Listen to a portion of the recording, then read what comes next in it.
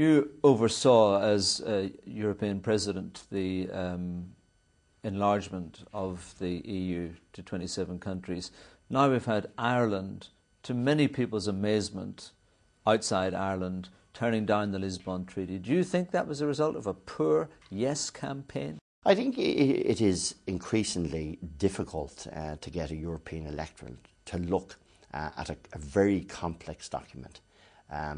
If everybody in Ireland had read the full document, there'd be probably more than voting no. I mean, because it is very complex. You get a legalised document that is hard to understand, and it's referring to other clauses in the original treaties and back to the Treaty of Rome and the Treaty of Maastricht and Amsterdam, and it's very, very hard for the ordinary person who reads the editorial in the papers at best to understand. But is that not condescending? Could it not be that the people of Ireland knew exactly what was at issue and just didn't like it? No, I'm afraid that definitely wasn't the position. No, if that had been the position, then you would be saying, well, let's go back.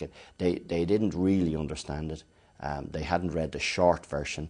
They didn't read the 5-page version. It didn't really attach to their lives, and it's hard to sell that. I mean, we had the same problem in Nice back in the beginning of this decade. So should there be a second referendum? Well, I don't know how we can get out of it without one.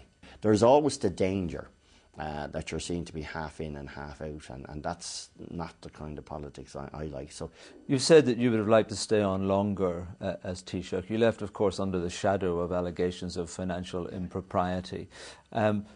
Are you worried are you concerned that that will overshadow your legacy, certainly with regard to the peace process, and that people remember? No, I'm not worried about it at all. I mean, in fact, the allegation that I had to answer, I have to be proved innocent of, because I am innocent. I had nothing to do with it at all. But the fact is... But you said pretty much it was wrong to mingle personal and political finances, for example. That much you have said. Yeah, no, I mean, listen, if I was back, 20 years ago and thought that I was going to have to spend 4 years by being hung, drawn and quartered by legal people who that was their job to do when I was trying to run the country, then I would have done everything. Every time I bought a post stamp, I would have got a receipt for it. The reason I got it was because everything I tried to do was being overshadowed. Every minister I had out doing something was being asked about my old raw meat, so that just became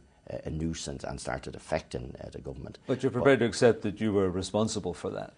Oh, well, I don't... Because you hadn't kept adequate records, it led to you being open to these allegations. Well, no, the allegations were made for a different reason. No, the allegations were made because two senior businessmen, fell out over big money. Unfortunately, they dragged me into it. And then the tribunal decided that they needed to know everything, every little piece. And but while all that was going on, as it has for 11 years, I wasn't able to clear my name, and God knows when that'll come to an end. Mr. Ahern, thanks very much indeed. Thank you very much, Noel.